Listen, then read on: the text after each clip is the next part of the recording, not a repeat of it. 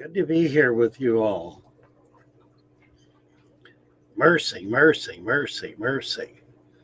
Who else is here? Father Fish is here. Yes, he is. Monday morning. The Monday morning after Christmas, Saturday. 2 days after Christmas. Hope everyone is well and happy. Prayers go out to Shelby and her family. They're getting better. Better and better. Getting over the coof. I meet Tammy to the Aquarists with an S. Good morning, Evie. Nice to see you, Roger Salmon. Hello, Roger Salmon. I gotta go back and say hello to everybody. Why not Scott's Aquarium and Glassbox Fox? Hi there, Discus Talk, ADHD, and Canistio.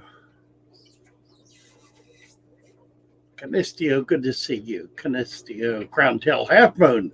Hello, hello. Scott's Aquatics, Rego Silver, Sandy Diamond. My eyes are burning. Who else? The Stickman is here. Hello, Stickman. Sandy Diamond, Canistio, Sandy Diamond, Canistio. Big conversation this morning. T-Bone. Good morning, T-Bone. Good to see you. Nice to have you here. Canistio is talking about picking up a hiker.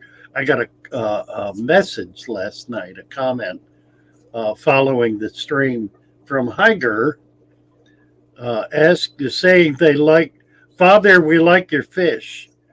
Curious comment. So I said, well, what about my substrate?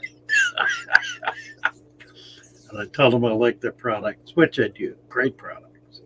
Sandy Diamond. Who else? Is that it? Is there anybody else here? Discus Talk. We did that in Canistio. I think that's it. Looks like.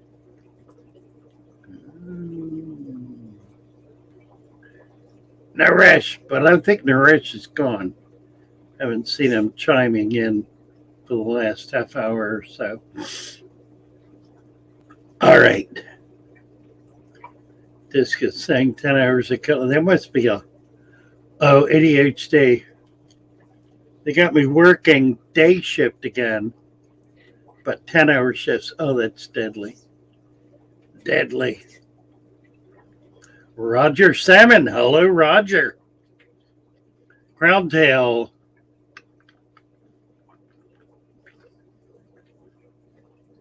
We're talking about American Aquarium products. American Aquarium products, that's really interesting.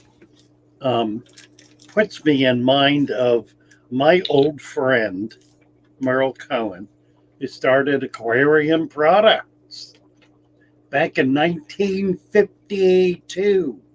1952, Aquarium Products. Started the aquarium fish store, became aquarium wholesale, became aquarium products, sold to Sun Pet in England. Still around. His product of name was Quick Cure. He invented Quick Cure. Many years ago. I do not recommend Quick Cure. It is two of the most extreme toxins ever to attack the hobby. Dirty Doug. Sorry. Dirty Doug, good morning. Great to see you, Dirty Doug. One Wanderer. Boy, I can't talk this morning. One Wanderer. Good morning, One Wanderer. Let's see. ADHD. Crown Tail. I went to that website for a bit. I couldn't find the section that shows better varieties. Talking about American Aquarium products. Oh, a mechanic technician, ADHD says. I am a mechanic technician.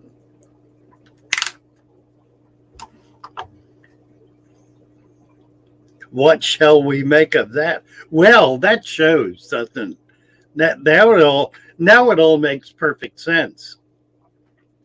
This complex and rather sophisticated fish room that is being put together. Now we know where the skill for that comes from. Interesting, interesting.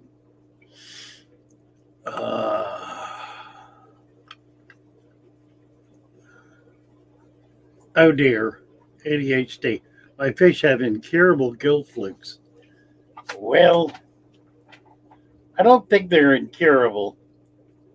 Although I know what you're talking about. I had a gar once, a big one. It was not real big. It was like 16 inches, like that. I mean, not real big. They got 4 foot.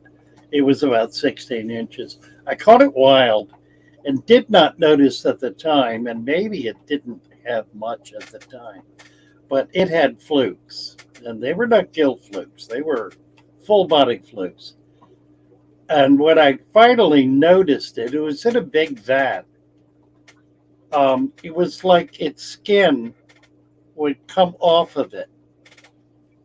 Honest to God, it was the weirdest looking thing. And then it would go back on. It was completely covered in flukes. Completely. There was not a dot of flesh available when these flukes were on it. Well, I tried a lot of stuff. Wound up killing it with formalin. Oh, that was dreadful. I used formalin. I put it in a vat, treated it in the vat with formalin. It killed it, got rid of the flukes, killed the fish, drained the tank, rinsed it out, let it sit for, I don't know, months, refilled it, put fish in it, and they died. The formalin this was a Tupperware, big 200-gallon tub. The formalin had leached into the walls of the tub sufficiently to poison the water when I refilled it after it sat there dry. Well, of course, when the formalin dries, it crystallizes. So it doesn't go away. It just, stays there in essentially dry form. T-Bone is a member for 15 months. My, how time flies. Bravo, T-Bone. T-Bone's a good old friend that we delight in enormously. Jesse's here. Hey, Jess. Mains, tails, furs, and fins. Good morning. Good morning. Discus talk. I have a snail in my planted tank. How do I know if it's a pest or something else? Well, if your plants are not being eaten, then it's something else. That's about the only pest kind of behavior I would really worry about with snails is eating the plants. So if they're not being chewed on, then at least you know your snail is not a plant eater. There are not many that are, but there are some. The giant ramshorn is one of the worst. And of course, what's the big, oh God, I have to think again this morning. Lord, every time I have to think, I get in trouble. The big snail, apple snail, thank you. Brain, once in a while, something comes in. Let's try outside. I've tried salt twice, general care, Rosie Pro, water changes, gravel back. Someone recommended Hydroplex. That's why Crown Tail is recommending their website for the resistant gill flukes. I know it can be disastrous, gill flukes. I assume they're tiny. When I was young, I would remove them manually. I'd just take the fish out and take a pair of tweezers and pluck them off. If they're large enough to do that, they may be, I don't know. They're pretty good size. Gill flukes are not particularly tiny. Unless they are, in which case you can't do that very well. They will scrape off. They come off. They will come off voluntarily. Um, try dealing. If you've tried all this other stuff, see if you can't deal with it manually. Take them out in the net and try poking, prodding, scraping, pinching, pulling, yanking, tugging, getting the buggers. Try to get them off. Try to get them to come off. They will come off. If you terrorize the fluke a little bit, it'll come off. Leeches will do that too. If you terrorize a leech, it'll let go and try to get away. You can manually do it by aggravating the parasite, convincing it it's in the wrong place. Crown-tailed half moon. Tammy, it's Brian. It's brain. What the most bladder snails. Ram, sick out both names online. Say who was somebody talking about the difference? Oh, I guess that was Discus talk. Yeah, you need to learn the snails. I guess is the. I think Crowntail is right. You need to learn the snails, Tammy. It's a function of knowing, like as he's saying here, the bladder snails or the pond snail.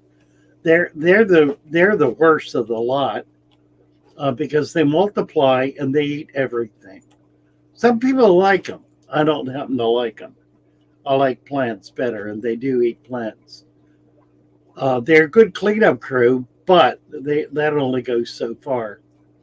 The bladder snail, the apple snail, and the giant ram's horn. Those are the ones to really avoid. Everything else is pretty helpful generally. I'm just looking over here. I've got a couple of giant snails in my 40, but I'm not seeing them. They're hiding out somewhere. Oh dear. ADHD. I haven't looked under the scope, but the gills are red, inflamed, and random fish dying. Yeah, right. That sounds like normal behavior, no gasping, some clamp fins. It's a bugger. Formalin treatment, 1 milliliter per 10 gallon once a week for a month. It builds up. I don't personally trust formalin. Because it does not evaporate. It's a liquid. It stays in there. It also does not. What's the word I want? Doesn't get used up. It doesn't dissipate in any way. Whatever strength it's in, it keeps that strength. It's a toxin.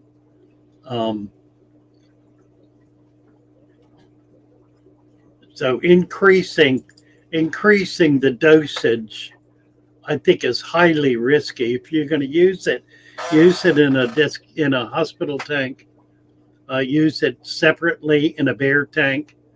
What is he saying? I lost there it is, 1 milliliter per 10 gallons once a week for a month.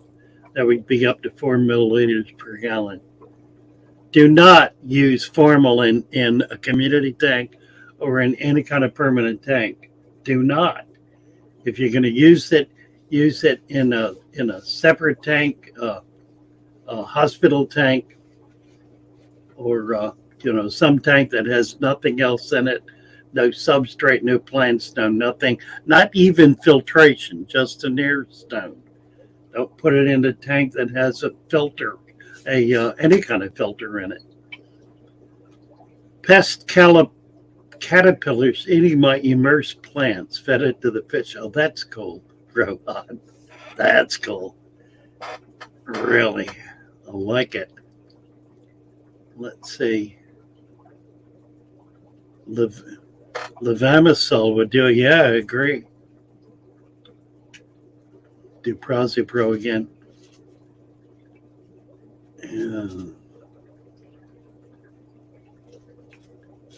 That's the food web, Rowan, says Debbie. Yeah, that's right.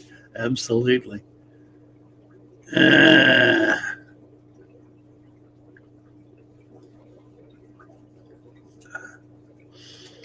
Assisted food web, right, says Rohan.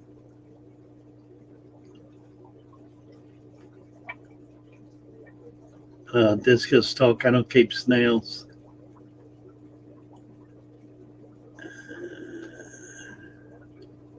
No, I jumped down. I've totally lost where I am. Here we go. When fish flash scratching through the eye. Bookie Brown. Hello, Bookie Brown. Scratching usually, or flashing, usually means ick. Now, keep in mind with ick that in the earliest stages where you see flashing, there will not be a white spot. The white spot is the waste product from the parasite that has burrowed into the body of the fish under a scale. So it's not until it's there for a few hours up to a day that you begin to see the white spot. The white spot is the waste product that's being excreted by the parasite that's coming up through the little channel that it got into the fish through, that it bored into the fish. And of course, it's not there right away, but the scratching, itching, the irritation is there. Wouldn't use formalin on scaleless, but should be fine for all others. Just be careful with it. It's a deadly toxin. Could be ick or flukes of bacteria on the slime coat. It's how fish scratch themselves, says HDHD. My flowerhorn fish has a fungus on its head. I would start with getting the tank clean. If it's got a fungus, it's got bacteria. And if it has bacteria, chances are the water is dirty, which means you're probably overfeeding and you probably did not have a deep substrate. A deep substrate prevents that problem. One of the real benefits of the deep substrate, and there are countless benefits, is that it prevents the water from fouling. Not altogether, but it makes it more difficult to do from overfeeding. So you need to clean your water up. You could take the fish out and put it in, give it a salt bath. You could use something directly on it. There are any number of treatments. We've been talking about some here this morning. Let's see, ADHD is talking about, oh, I see, never mind.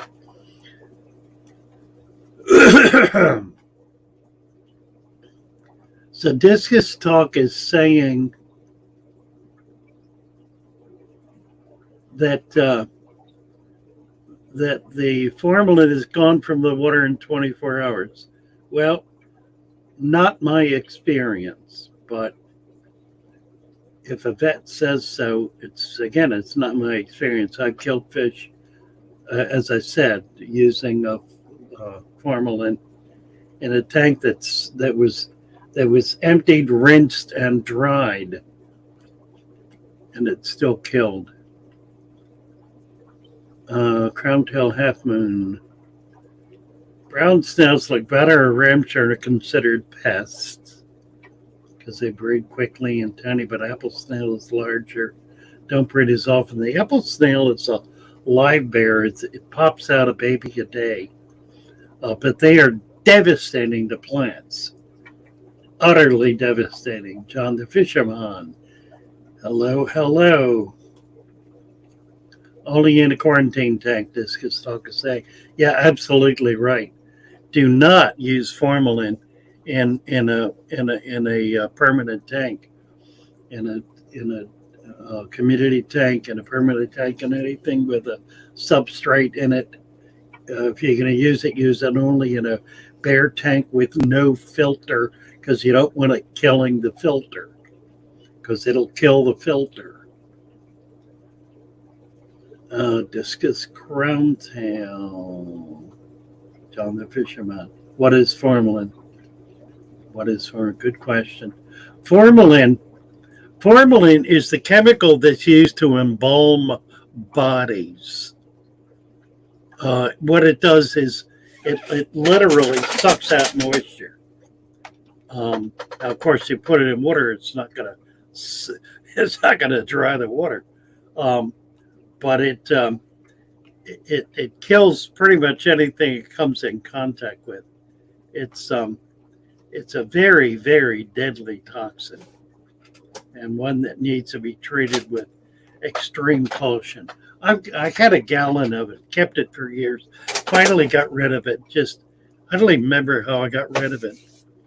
I think what I did was I contacted the county disposal, and it was a biohazard, considered a biohazard. So it cost me some money to get rid of it, and a gallon of it was probably enough to kill every fish in Sarasota Bay. Just astoundingly toxic stuff. Why do we use an aquarium stick? I had to say. Well, as I was saying, Merle Cohen back in 1953, 54 invented Quick Cure. Quick Cure was malachite green, which is another extreme toxin. You don't ever want to get it on your hands because it goes right into your body. Malachite green and formalin. And I think the formula was 2 parts malachite green to 1 part formalin as a 10% solution in distilled water. 2 parts formalin, no, 1 part formalin, 2 parts malachite green as a 10% solution in distilled water. And he bottled that and he sold it as Quick Cure. And if you put a drop per gallon, it would kill ink, and it would kill anything else. Presumably, the dosage was not strong enough to kill the fish, and typically it was not. But anytime you're using a toxin, and granted, much of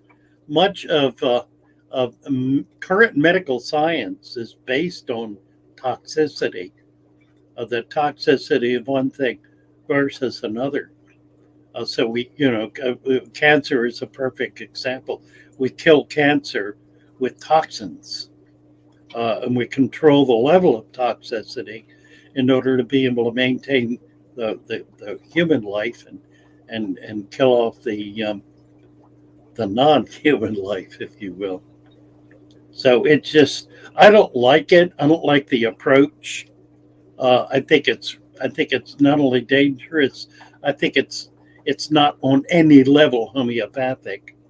It's not on any level a natural or normal approach to dealing with parasites or diseases or bacterial infection or whatever. I think in all of those cases, there are natural systems that are available if you can figure out what they are or learn from someone else who's figured out what they are to be able to deal with these kinds of issues.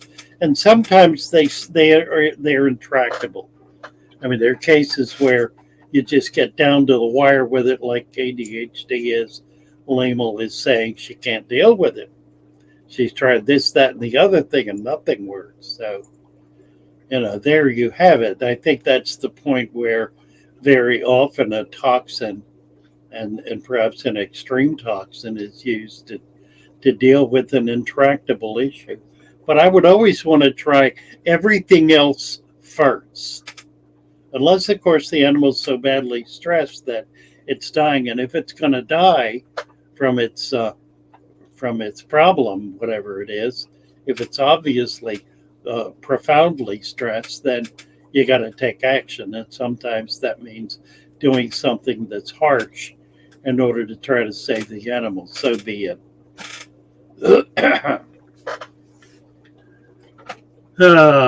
Moving right along. Best way to lower pH freshwater. Reduce carbonates. How do you reduce carbonates? Um, Add distilled RO spring or rainwater. Distilled RO spring or rainwater that contains no carbonates. Do water changes with that, and it will more gradually reduce pH. Do ratio 10% at a time, no more than once a day. 10% once a day will reduce pH. Depending on where it is and what the level is and how much carbonate you have in the water, the distilled, say it again, distilled RO rain or whatever the other thing was I said. If you're doing 10% a day, that's a good rule of thumb, and it'll get it down. In a week, it'll be down 1 to 2 degrees. You don't want it down more than that anyway, but you want to do it fairly gradually, and that's an easy way to do it gradually. Is the fungus white? Fungus is typically always white, Bookie Brown. Yes. Now let me say something about fungus. If you have fungus, there is an underlying bacteria. Here's the thing to understand about fungus and bacteria. They're very different. They do attack, according to our agronomists, they attack material simultaneously. However, in our fish tank, fungus do not attack live fish directly. They attack the flesh, if you will, on the fish that has been attacked by bacteria and has been killed. In other words, fungus don't attack live material, live animals, live plants, even for that matter. They attack dead material, dead plants. Bacteria do too, but bacteria start the process because bacteria do attack live fish, live animals, live plants, live material. So with a fish, if there is fungus on it, there is an underlying bacteria that needs to be treated. Very often the treatment is the same. Very often what kills one kills the other. But you got to deal with the bacteria. So you want a bactericide, not a fungicide. So don't let anybody sell you a fungicide. Frankly, they're not fungicides anyway. They're bactericides. They mask as fungicide because the chemists who certify this don't want to bother with explaining to people that they have an underlying bacteria. So they simply sell you something to get rid of the fungus, which coincidentally gets rid of the underlying problem.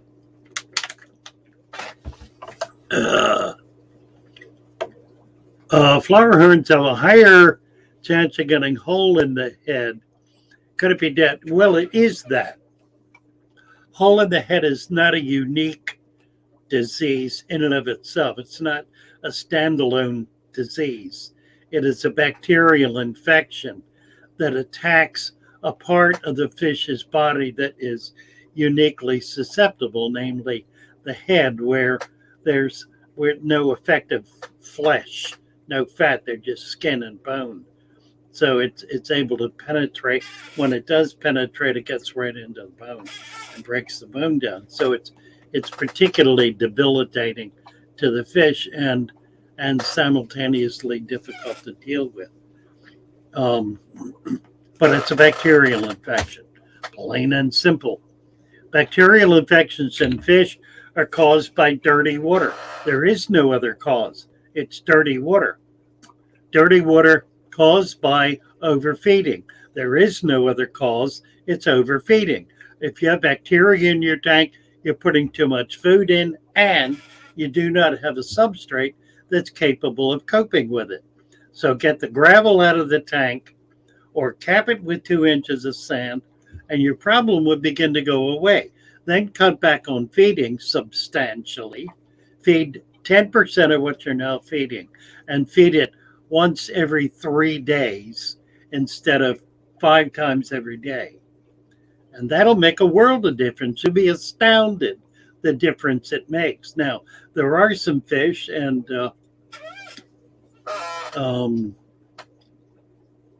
discus hawk is here to make the claim that feeding heavily is critical to getting food growth. If you're doing that, you are also, if you know what you're doing, you are also maintaining water quality.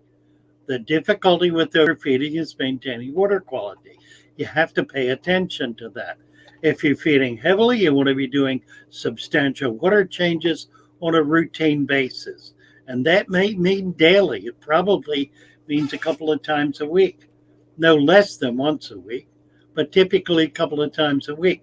You do not want water rotting, food rotting, rotten water. Now, food rotting occurs in one of 2 ways. It occurs by food laying on the bottom uneaten, or it occurs by laying on the bottom eaten. So the waste from food is as big a problem as uneaten food. They're both a comparable problem. They're both essentially equal. You've got to have a way to deal with that. You can do it through filtration. If you do, you want to make sure you're cleaning your filter routinely. Unless you have, unless nothing. You're cleaning your filter routinely. Obviously, you've got to have some biological material in there to deal with it. But even so, with very heavy feeding, you've got to do water changes. You got to be siphoning off the bottom. It takes maintenance. Maintenance is absolutely required if you're feeding heavily. Discus Talk gets into this on her channel routinely. It's well worth tuning into her channel and checking it out. It's a really excellent source of knowledge about about growing out fish. The application can be used for any number of fish. For discus, it's unique in that the fish themselves are unique, but the principles are universal. So I would recommend you. There are now a number of discus channels. They're all being run by people who are skilled with discus, who know what they're talking about, know what they're doing. Well worth paying attention to, well worth becoming a part of their channel. Get over there and support them. Discus Talk, and she'll put you in touch with everyone else.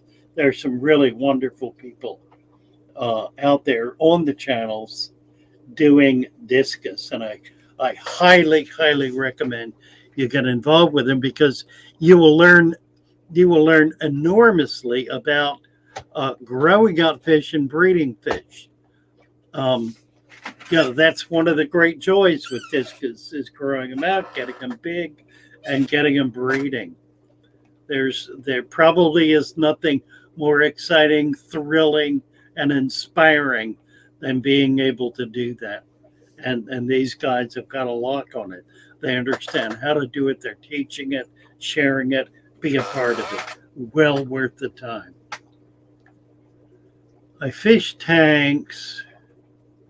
T-Bone, thank you for the Australian $4. What time is that?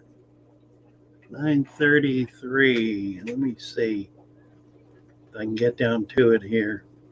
I got to find it on StreamYard in order to be able to post it. 9:33 coming out. Boy, there's a lot of stuff here I'm missing. Big City Bettis is on it. Just saw her name flash by. Bunny Piper. Hello. I've been chatting so much, I'm not keeping up. Let's see. Big City Bettis. Best way to set up low pH is going to be the base mix you add. Makes a stable system long term. For lower than 5, changing the water gradually gives too much room for a crash. So she's talking about using a base mix. That's interesting. A lot of comments here about Big City. Glad she's in. Copper is my go-to for difficult external parasites, so it stresses the fish and tank system. Yeah, again, with copper, you just don't use it. Use it in a hospital tank.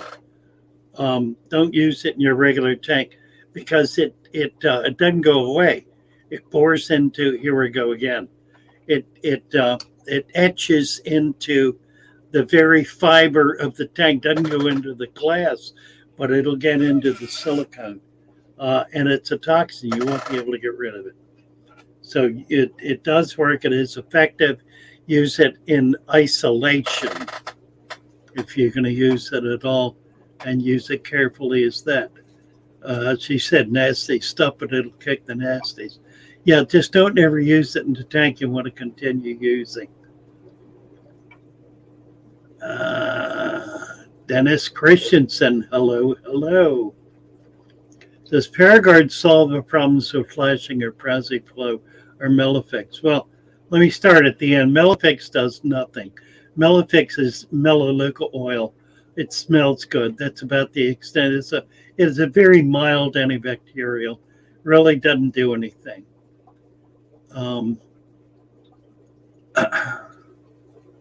Freaky Fish Lady offering prayers.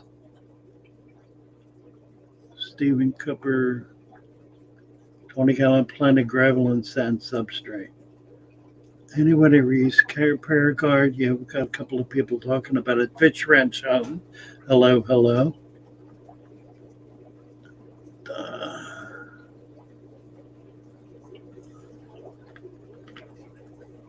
Okay, I did get back to where I was, so now I can move forward. Big City Villa, delighted to see you. So happy you're here, and just encouraging us and blessing us with the benefit of your skill. Just happy to have you part of us. Interesting. Now, with a pH, she's talking about getting pH down below 5.0. You can't do that with water changes. You got to do that in other ways. I need to get Andres back up here. Andres, which is bioaquatics, is a past master at low pH. He can get water down to 3.0 and keep it there. Just the guy's utterly remarkable. And I don't understand it. He's explained it to me half a dozen times, and somehow I don't get it. I'm too dense to get it, I guess.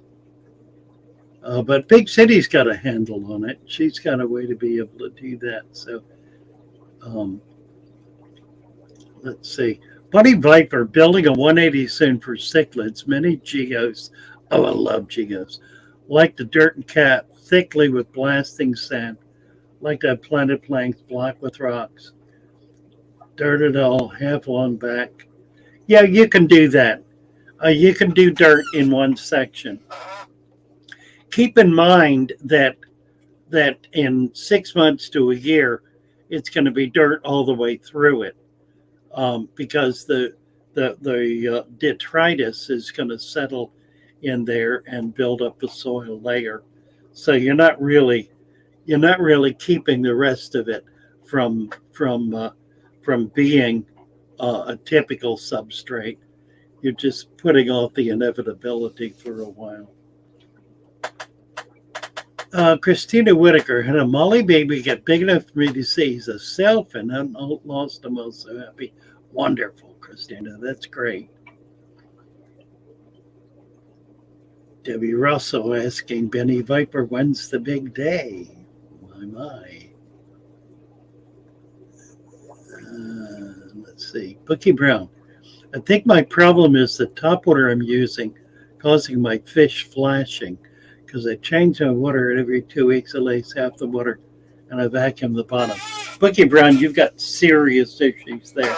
I would never do that major a change. You're running the risk of stressing out the fish. If you're going to do water changes, do less change more frequently. 50% every 2 weeks If you do 10% twice a week, then you're at 50% every 2 weeks. And you're not going to be stressing out your fish. And you're going to be allowing the tank to be stable more routinely. So once you get into the routine of doing that, then you're really maintaining a balance in your tank. If you're vacuuming your bottom, you don't have a sand bed. If you're vacuuming, that means you got gravel.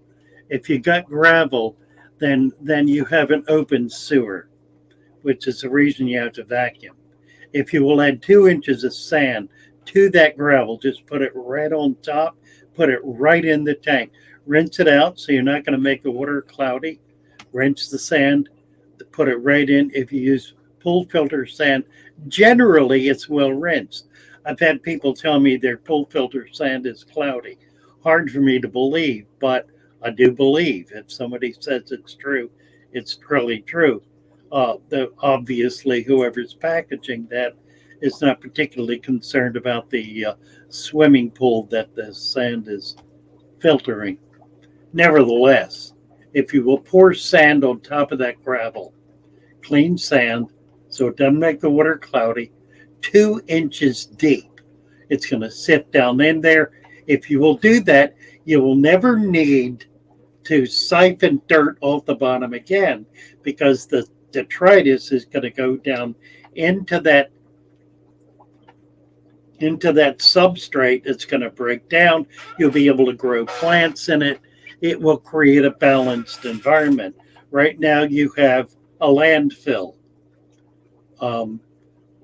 Even a landfill they try to keep buried, but you're not burying it. So you have an open landfill is what you have that you're trying to keep cleaned out.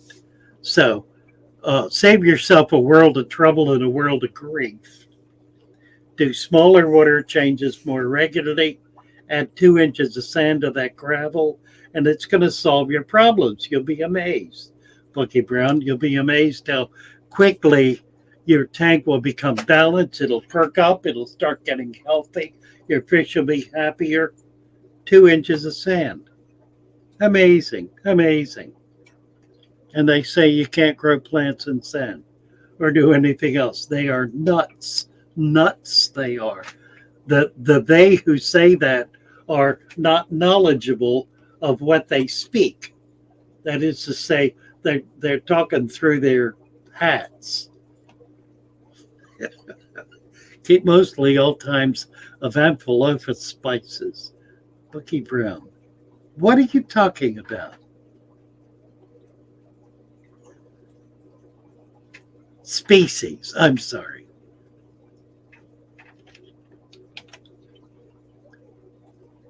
That's exciting stuff.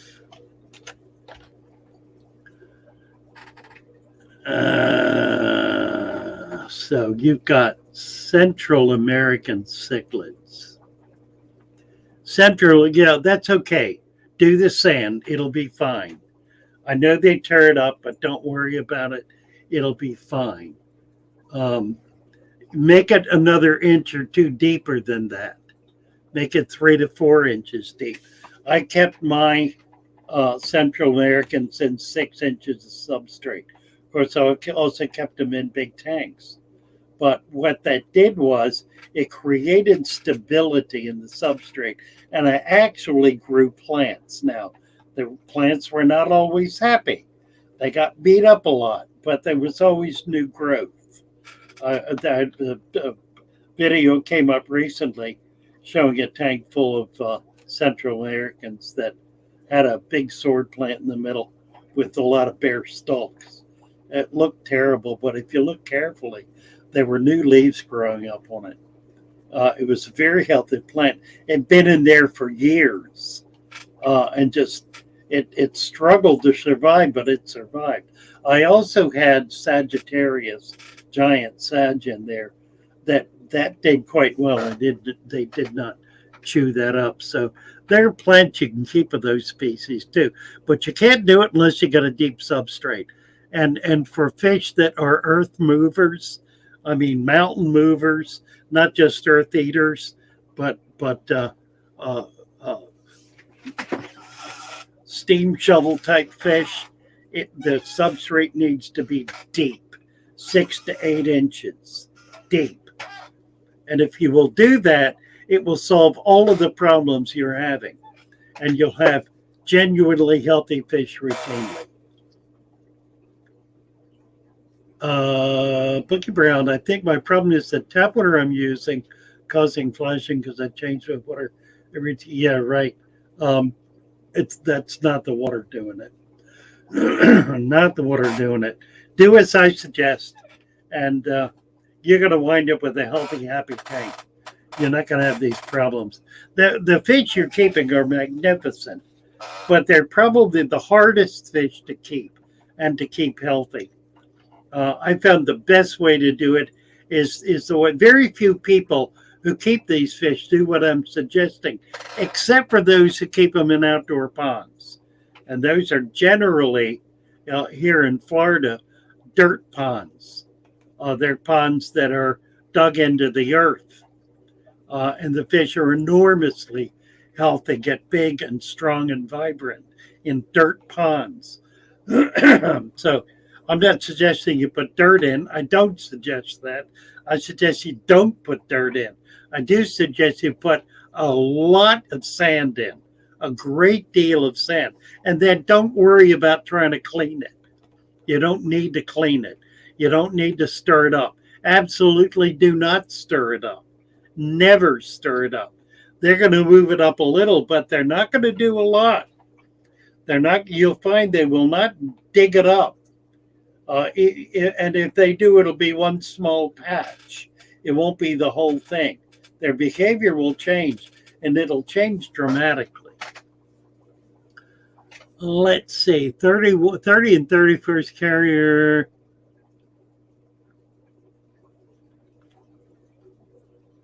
I don't know what that's referring to. Bunny vapor. Sharing the things that work so others are successful. It's exactly right, Discus. That's really what it's all about.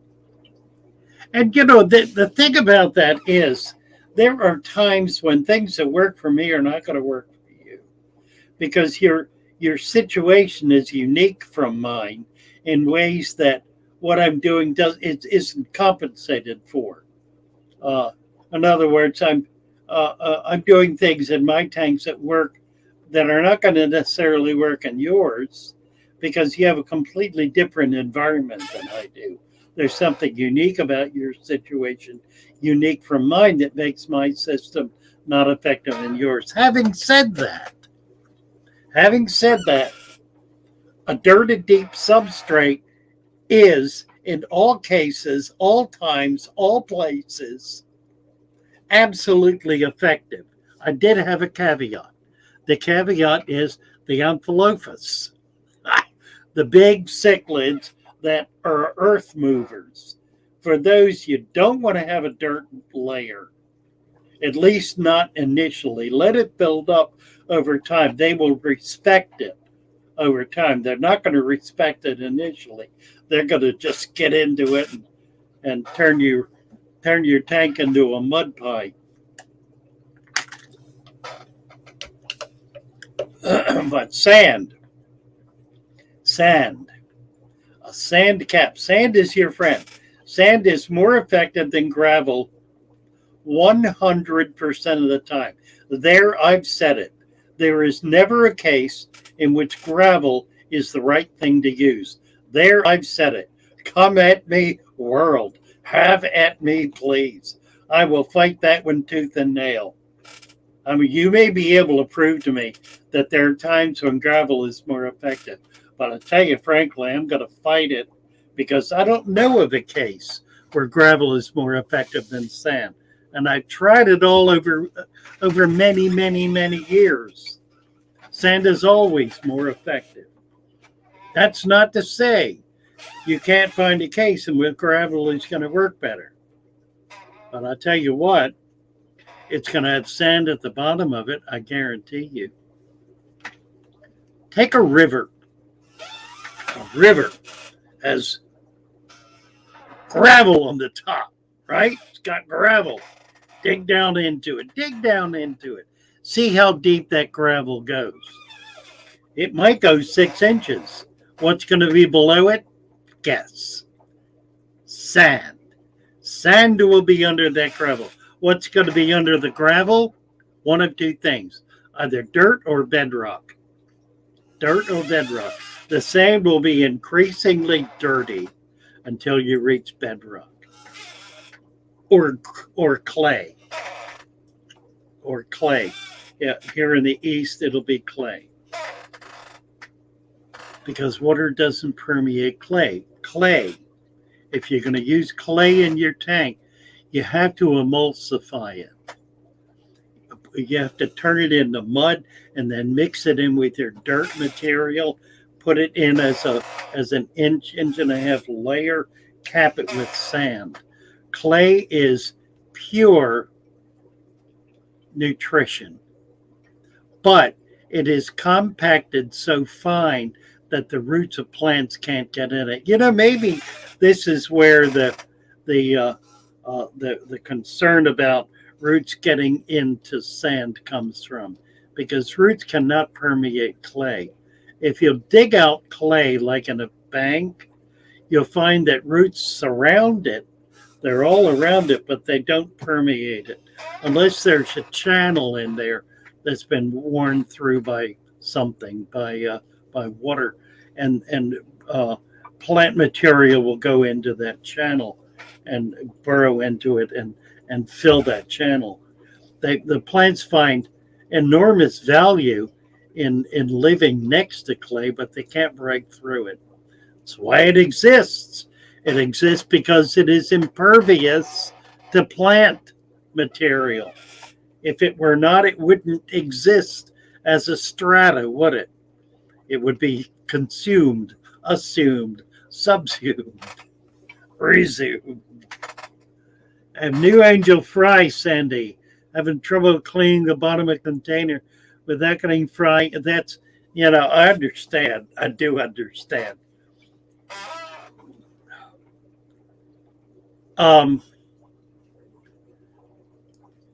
They're eating. They're eating, which means they're up and moving around. So you want to kind of scoot them out of the way. If you use a fairly fine, if I got one here, a fairly fine tube to siphon, you may need to clip it to get the hole a little bigger. The smallest hole you can manage, and then scoot them out of the way as you're doing it. Also, the other thing is siphon it into another container so that you can then use your dropper to remove the babies and put them back in where they belong. So if you happen to get one siphon out, that water's going into a separate container before it gets thrown out, so that you can look at that, make sure you don't have any babies. And then these little guys are wonderful. I think I've got a bunch of them. I should sell them because they're a little hard to find. I think I've got about 50 of them I bought at an auction somewhere. Use this to siphon, or use some kind of a little, even an airline that attached to your mouth, so you can siphon the baby and put them back in. That works. That's effective.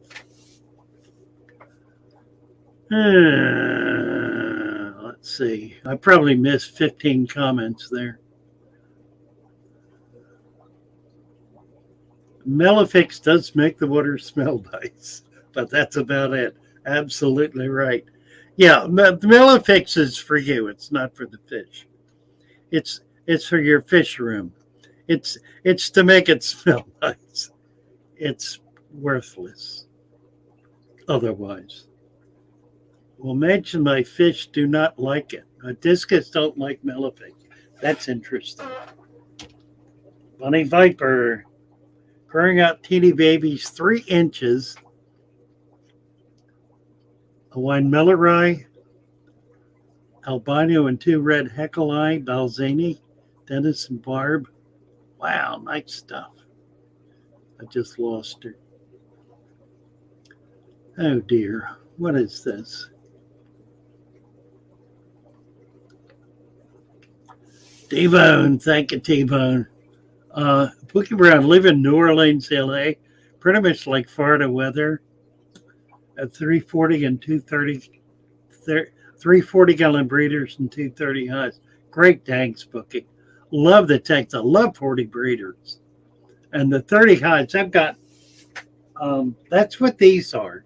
These tanks in back of me. Those are 30 highs. It's 24 inches wide and I guess 16 tall and 12 deep. Really nice tanks. Hard to find. Kudos for finding them. T-Bone, Cat my gravel with 2 inches, sand never been happier.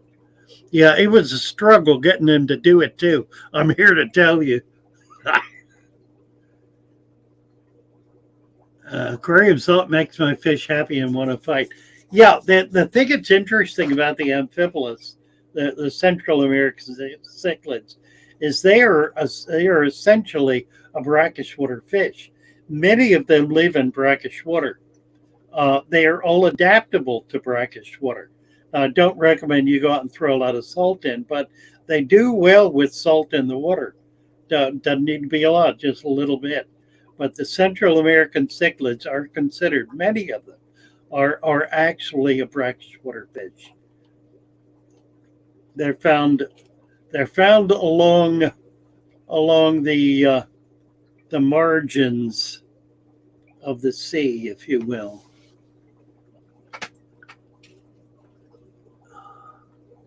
Nano Aquarium guy, hello.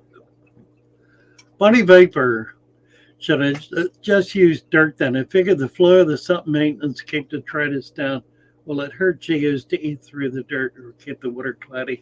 Yeah, it'll make it a mess. You want to cap it.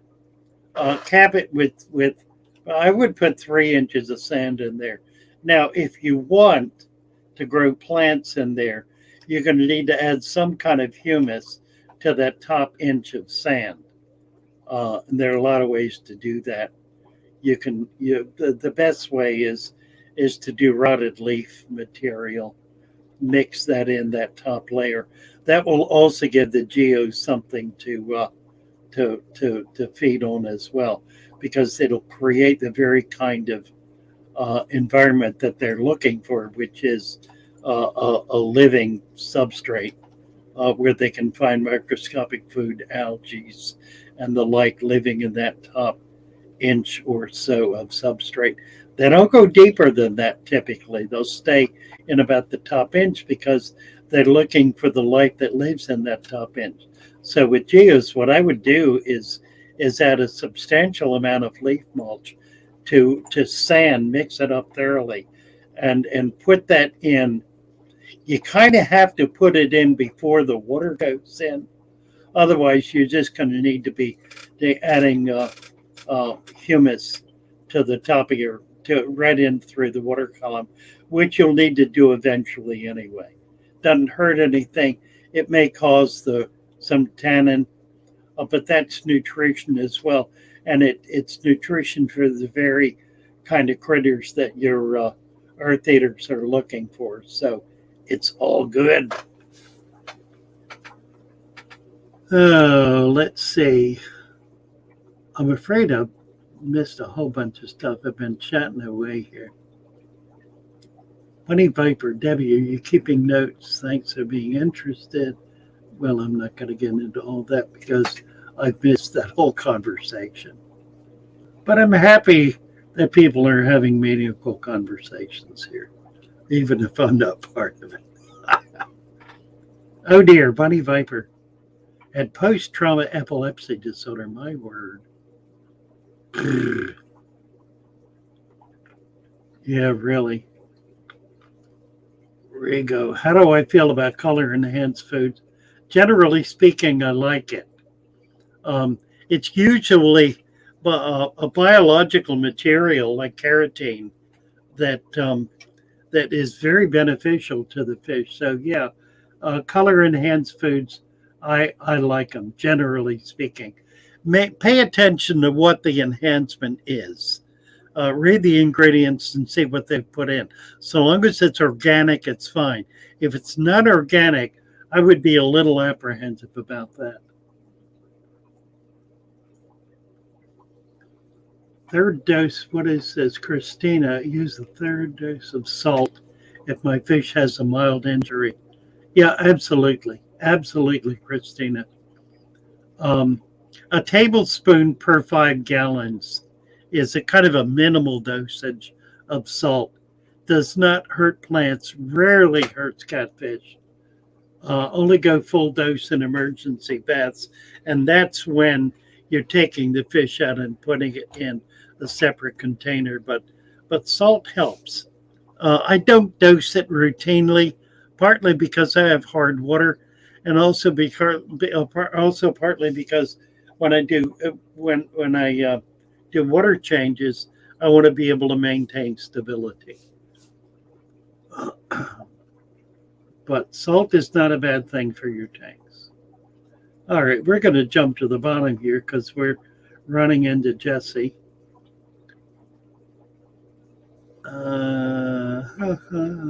Canistio talking about Central Americans in 125s. Yeah, you really have to do that. You got to keep these fish in a big tank. And when you do that, you can keep them in colony. You can keep varying species together. Usually, they can be mean. Uh, let's see. Christina says, I wonder sometimes if sunlight is the main thing missing in most fish life. People don't do well with that sun. Fish may be the sun. I agree, absolutely. Fish like lurking in shadows, but they have they do have colors, and those colors are enhanced by sunlight. When they come into the sunlight, they sparkle, which says to me they belong in the sunlight. So yeah, I agree absolutely. I love sunlighted tanks. I it, my last fish room is going to be a greenhouse. I'm determined to do that. That's my bucket list: a greenhouse fish room. All right, we're going to jump to the bottom here.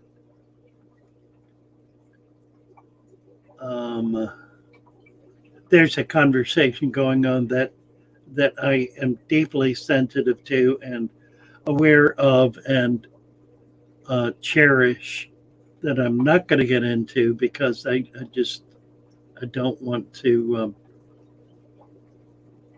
Is this the second T-bone? Yes, it is. T-bone, you are astounding. Another $5, so I can get down to it. Gift from T-bone. Stephen Sue and Campbell are here. Bookie Brown. There it is, right there. Thank you, T-bone. You are a jewel. Okay, we're gonna run off here. Be back Sunday. Oh, Sunday. I'll be back Wednesday. Wednesday at 9 in the morning. Can I put sand over oak leaves in a bare bottom tank? Yeah, but you can do it. Yes, will not be a problem to do it. Um, I would want to put them on the top as well. Putting them on the bottom is going to allow them to break down and give you a essentially a dirted substrate. It's a clever idea. I kind of like it. I would also put them on just right on top of the sand, unless you have a good reason not to do it. Yeah, Bookie Brown says salt doesn't it doesn't evaporate. So water change only through water changes does it come out. Absolutely. Uh, Mary Page is here. Hi, Mary. Hands full of twins. Right. All right, we're down to it here. Thank you all. God bless everybody. Let's see if we can play a little tune here. What shall we play? Here we go. No, not that one. That one. Maybe. Let's see.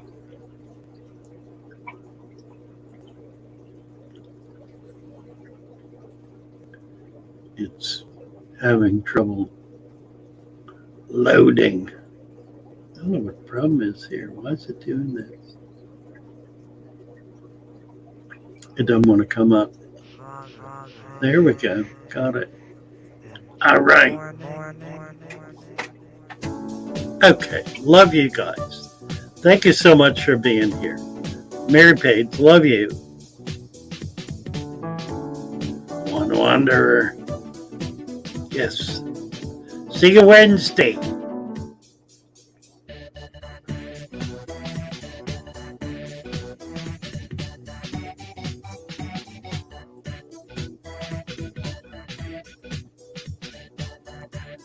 Bye all. God bless. Love you. It's been a really interesting day, hasn't it? Fascinating stream. Take care. Bye for now.